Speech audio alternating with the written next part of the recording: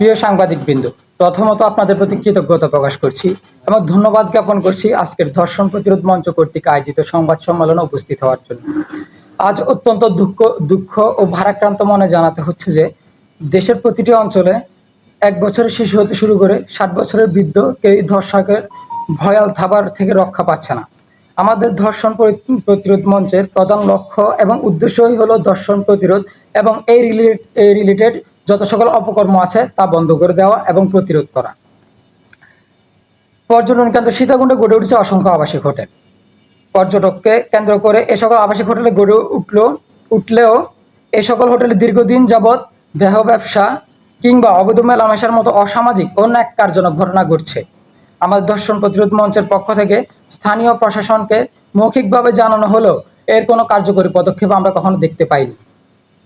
গত 6 এপ্রিল সীতাকুণ্ডে অবস্থিত সাইমন আবাসিক হোটেলে দেহ ব্যবসার মতো ন্যাক্কারজনক ঘটনা ঘটেছে। এ তথ্য আমরা পেলে আমি মোহাম্মদ আসাদ, চট্টগ্রাম জোনের কেন্দ্রীয় সংগঠক ধর্ষণ প্রতিরোধ মঞ্চ, এবং ইকরাম হোসেন রানা, চট্টগ্রাম জোনের কেন্দ্রীয় সংগঠক ধর্ষণ প্রতিরোধ মঞ্চ, সীতাকুণ্ড থানাকে অবহিত করি। সীতাকুণ্ড থানার অফিসার ইনচার্জ মহিনুল মহোদয়কে আমরা জানালে তিনি বলেন ঘটনার সত্যতা যাচাই করে আমি যেন থানাকে ইনফর্ম করি, তিনি সাথে সাথে পোস্ট পাঠাবেন। ততক্ষণে সাইমন হোটেলের ম্যানেজার আমাদের টের পেলে ছেলে ও মেয়েকে সরিয়ে ঘটনা ধামাচাপা দেওয়ার চেষ্টা করে। আমরা হাতে নাতে ধরে ফেললে ম্যানেজার ও হোটেল মালিক শাকিল লাঠি হাতে আমাদের উপর হামলা করে এবং অকথ্য ভাষায় গালাগালি এবং হুমকি দামকি প্রদান করে। এতে আমি আহত হই। এর মধ্যে বাজার কমিটির সভাপতি এবং সাধারণ সম্পাদক হাজির হন। দুঃখজনক হলেও সত্য, সীতাকুণ্ড বাজার কমিটির সভাপতি নাসির আমাদের সাহসী পদক্ষেপকে বাহবা না দিয়ে বরং আমাদের বিপক্ষে অবস্থান করে এবং হোটেল মালিক ও দেহ ব্যবসায়ীর পক্ষে অবস্থান নেয়। আমি সকল ঘটনা ওনাকে বললো তিনি এক প্রকার আমাকে হেনস্থা করে। অথচ দীর্ঘদিন যাবৎ সীতাকুণ্ডের দেহ ব্যবসা হলো বাজার কমিটি কখনো কোনো সাহসী পদক্ষেপ নেয়নি এবং কোনো কার্যকরী পদক্ষেপও নেয়নি। তাদের এমন ব্যবহারে বোঝা যায় বাজার কমিটির একাংশ এসব ব্যবসার সাথে জড়িত। এমন সময় পুলিশ হাজির হলে পুলিশ কিছু বুঝে ওঠার আগে ছেলে মেয়ে উভয় পালিয়ে যায়। পুলিশ সমস্ত ঘটনা জানার পর 8টায় বৈঠক ডাকে, কিন্তু 8টা বাজে আমরা থানায় উপস্থিত হলো হোটেল কর্তৃপক্ষ ও বাজার কমিটি কেউই উপস্থিত হয়নি। তাই একজন দেশের সচেতন নাগরিক ও ধর্ষণ প্রতিরোধের মঞ্চের পক্ষ হতে আমরা আমাদের 4 দফা দাবি পেশ করছি। 1, যে সাইমন আবাসিক হোটেলে অবৈধ দেহ ব্যবসার মতন ন্যাক্কারজনক ঘটনা ঘটেছে সেই সাইমন আবাসিক হোটেলকে স্থায়ীভাবে বন্ধ করতে হবে। 2, হামলাকারী হোটেল মালিক ও ম্যানেজারকে অতি বিলম্বে গ্রেপ্তার করে আইনের আওতায় আনতে হবে। 3, বাজার কমিটির সভাপতিকে প্রকাশ্যে অতি বিলম্বে নিঃশর্ত ক্ষমা চাইতে হবে। 4, সীতাকুণ্ডের সকল আবাসিক হোটেলে কখনো দেহ ব্যবসা কিংবা অবৈধ মেলামেশা যেন করতে না পারে তার যথাযথ কার্যকরী পদক্ষেপ নিতে হবে এবং সকল আবাসিক হোটেলে নোটিশ দিতে হবে। আমাদের এই সকল দাবি মেনে নেওয়া হলে আমরা কঠোর থেকে কঠোর পদক্ষেপ নিব, প্রয়োজনে আমরা কঠোর থেকে কঠোর আন্দোলন ডাক দিব। ধন্যবাদ। আসসালামু আলাইকুম। আপনার সভাপতি নাসির এবং সাধারণ সম্পাদক গিয়েছিলেন। তো প্রথমত উনি যাওয়ার পরবর্তীতে আমাদেরকে কিছু জিজ্ঞেস করে নাই, হোটেল মালিককে জিজ্ঞেস করেছে যে ঘটনা কি। তখন হোটেল মালিক মিথ্যা বানোয়ার তথ্য দিলে আমি যেহেতু প্রথম থেকে ভিডিও ধারণ করেছি আমি বলি আমার কাছে যত উপযুক্ত প্রমাণ আছে। আমি কাউন্টার দিলে তিনি আমাকে বাধা দেন, বলেন যে আমার কথা শোনা হবে, আগে তার কথা শুনবো, হোটেল মালিকের কথা। হোটেল মালিকের কথা শুনে তিনি আমার কথা না শুনে আমাকে হেনস্থা করেন এবং আজে বাজে কথা বলেন, হোটেলের পক্ষ নেন। হ্যাঁ, আমরা প্রথমত ম্যানেজারকে জিজ্ঞেস করেছি। ম্যানেজার যখন কথার অমিল পাওয়া গেছে আমরা সরাসরি ওই রুমে যাই। যাওয়ার পরবর্তীতে আমরা শ্রদ্ধার সাথে যে ছেলে ছিল ওকে জিজ্ঞেস করেছি, ভাই আপনি কি বিবাহিত?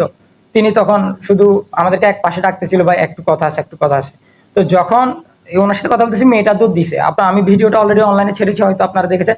মেয়েটার দৌড় দেওয়াতে আমাদের সন্দেহ তীব্র আকার ধারণ করেছে, যেহেতু ছেলে সীতাকুণ্ডের, তাহলে হোটেলে আসার ওদের কোনো প্রয়োজন নেই।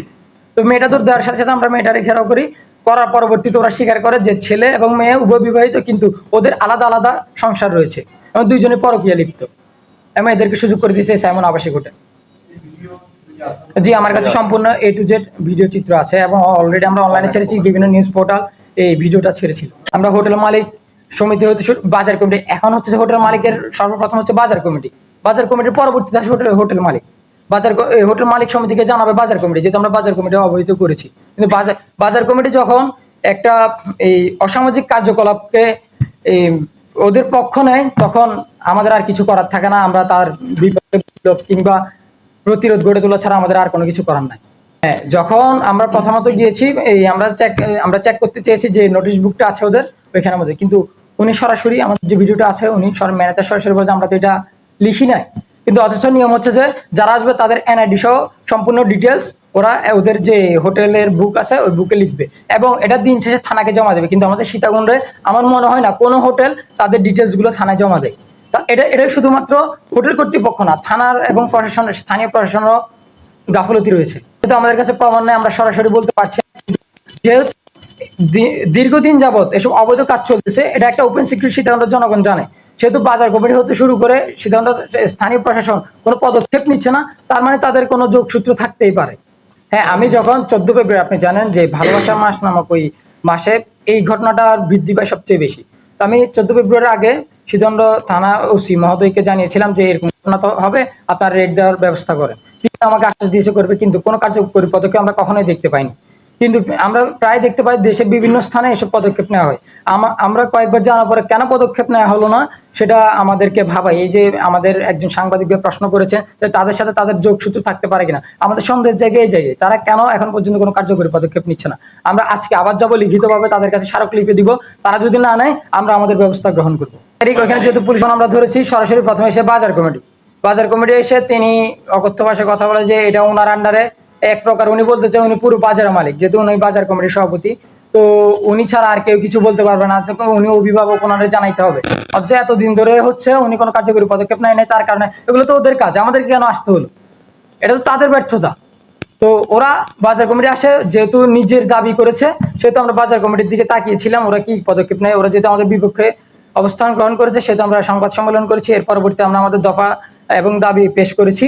এর পরবর্তী আমরা স্মারকলিপি প্রদান করব এবং হোটেল কমিটির, যেহেতু আপনারা এই হোটেল সমিতিকে জানাতে বলেছেন, আমরা হোটেল সমিতিকে বাজে বৈঠকের উপর সবকিছু নির্ভর ছিল যে 8টা বাজে বৈঠকে কি বিচার হয় তার পরিপ্রেক্ষিতে আমরা আমাদের পদক্ষেপ গ্রহণ করব।